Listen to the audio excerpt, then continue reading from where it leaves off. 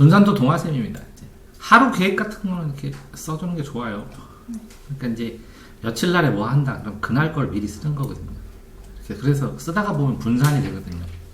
일주일치가. 아니면 하루에 각오라도 쓰는 게 나아요. 계획이 없으면. 그날 고치고 싶거나 그날 중점을 두고 싶은 거 하나. 말해서 구체화시키면 그게 해결이 되거든요. 구체화를 안 시키니까 해결이 안 되지. 열심히 하려고 얼마큼 열심히, 몇 장 열심히, 어떤 과목, 예를 들어서 그렇다는 거죠. 100개, 단어 100개인데 그 중에 몇 개를 외웠는지 대략, 그래서 몇 개 정도를 따로 정리했는지 이렇게 되면 좋겠는데, 이렇게 하면 이 100개당 효율도 안 나오고 그거에 대한 추가 정리도 안 나온 거거든요. 네. 그렇죠. 질적 공부를 높이기 위해서 어떻게 해야 돼요? 통계내기. 통계내기. 맞지? 네. 백종원도 그러는데 손님 통계내면 내지 않으면 장사 안 된다고. 네. 자, 요거는 통계 냈네요. 이 통계를 낸 걸 가지고 따로 어떻게 정리했냐는 거지. 그 다음에 피드백을 어떻게 할 거냐는 거지. 여기다가 추가로 이렇게 파란색 쓴 것처럼 추가로 생각을 해볼 수 있어야 되는데, 이게 그 시점을 지나면 또 쓰기가 쉽지 않아요. 실제로. 이 시간에 잘 됐다. 이렇게 써놔야 본인의 골든타임, G타임. 골든타임에는 본인이 암기만 하는 게 제일 좋거든요. 골든타임 찾아야 돼요. 너 몇 시요? 몇 시 때부터 몇 시 때가 제일 집중이 잘 돼요. 그럴 때는 예를 들어서 수학을 약하면 수학을 외우고, 영어가 약하면 영어를 외우고, 과학을 외우는 거예요. 어려운 거를. 골든타임에 해야 되잖아. 왜? 뭐 어려워? 집중 안 될 때 어려운 거 하면 더 힘들잖아. 이거는 뭐 잘 나눴어요. 이렇게. 자, 그 다음에 비판적 사고, 정먹고, 잘 됐고, 스타벅스. 이렇게 볼 때 나중에 이런 거 다 체크하시면 이 시간을 1시간 줄일 수 있는 방법, 뭐 이런 거 연구하는 게 진짜 중요하거든요. 왜 그러냐면 아이들이 이제 야자 끝나고 집에 오잖아요. 다시 공부를 시작할 때까지 시간 갭을 체크하잖아요. 그럼 얘가 몇 등급인지 알 수 있어. 농담이 아니라. 뭐라고요?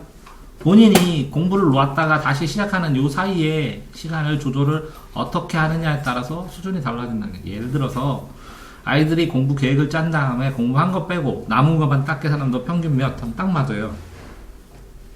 백종원이 뭐라냐면 식당에서 팔고 남은 짬 있죠.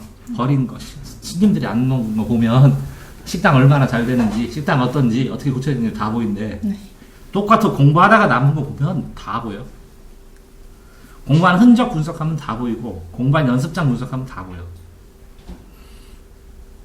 자, 이거는 요게 어렵고 부분이 중요함. 그럼 이거 어떻게 처리할 거냐?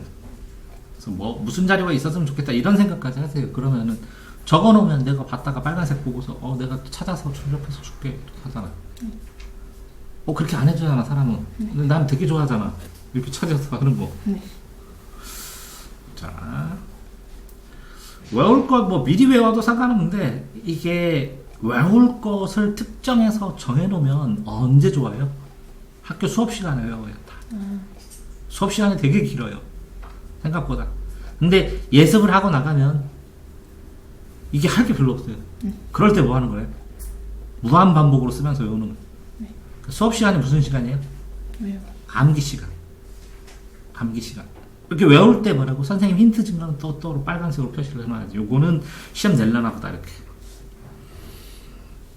춘설, 의미, 파악, 애매한 부분이 많아, 어려움. 갖고 오면 되는데. 체크해서. 가리공동, 비교, 수어라. 이게 전체적으로 애매한 부분이 많다는 것은 이게 전체 흐름에서 일부분은 애들이 자습서보고 이해를 하는데 이걸 관통하는 전체 주제를 명확하게 못 잡는 경우가 많거든요. 그럼 전체 주제와 네가 체크한 요것과의 상관관계를 설명해 주면 되거든. 네. 이해됐어요? 네. 자, 이 시간 단어 잘 외워짐. 그리고 요 근처네 한두 시간. 네. 그러면 이 시간대는 밥 보는 거 피해야지. 네. 왜 그러냐면 낮에 점심 먹고 여기서부터 한 2시간 정도, 3시간 정도가 효율이 제일 높다는 거지. 네. 이거 전체 보니까. 그죠? 네.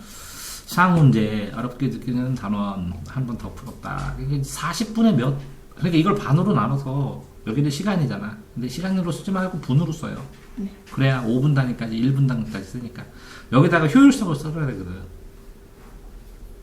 몇 페이지를 나가는지 몇 쪽을 나가는지 몇 문제를 하면 시간당 효율을 계속 측정할 수 있잖아. 네. 이해되세요? 요게 양이에요. 시간으로 나가는 게 이게 뭐라고요? 양적 공부예요. 요게 뭐예요? 질적 공부예요. 그럼 양적 공부가 풀로 차서 더 이상 양을 확장시킬 수 없어. 네가 생활이 보면. 그러면 이 질적으로 나갔을 때 이 빈도수를 체크해 놓으면 나중에 한 주, 두 주, 세 주가 지났을 때 이 양이, 이 질적인 것이 이게 늘었는지 이 양을 대비해서 확인하면 되거든요. 자, 그 다음에 농도 차이 헷갈림. 이렇게 써놓는 게, 써놓는데, 이거 봐봐. 이 농도 차이 헷갈리면 이거 문제풀이 해야 된다. 이렇게, 그지? 이렇게 시험으로, 이거는 네가 쓴 거, 네 생활. 이거는 네 분석. 그러면 시험은 빨간색. 검파빨이야, 다. 모든 게. 검정색은 일상적인 줄기나, 전체 흐름이나, 파란색은 네 의문이나 학교 선생님한테 질문이나 네가 생각한 거나 이런 거. 빨간색은 무조건 시험과 관련된 거. 검파팔로 세 가지로 쓰는 거예요. 그래서 뇌관리하는 사이에 특이 진찰 기록 이런 것도 봤네.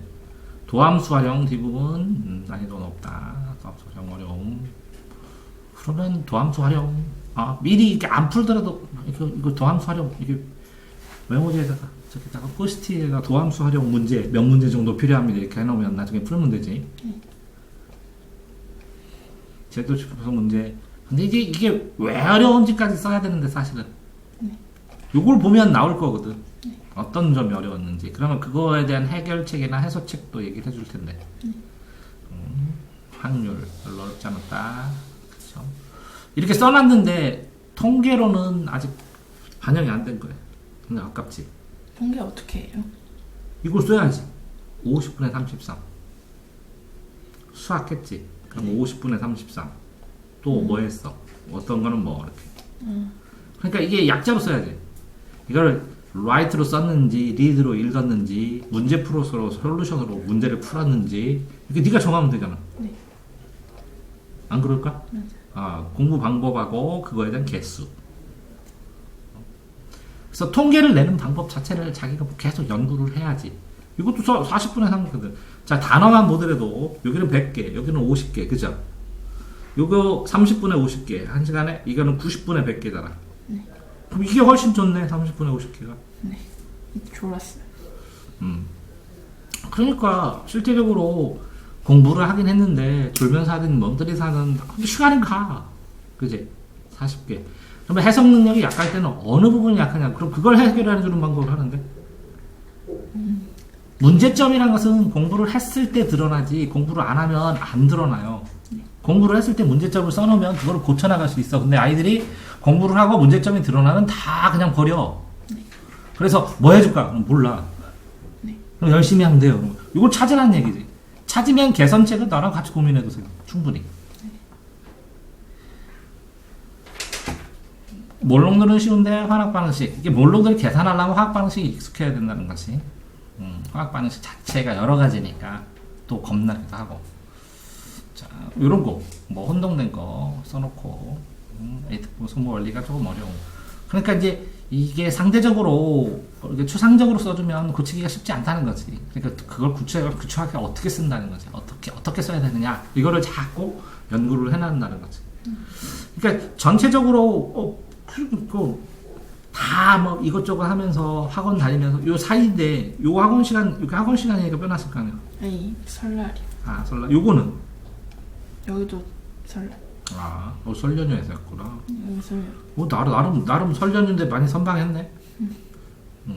알겠습니다. 그런데 예를 들어서 학원 가게 되면 약자로 쓰세요. 동화쌤은 D 쓰고 수학과가는 뭐라고? D하고 동그라미 쓰고 어디서는 M 쓰든지 이렇게 하고 수업한 거.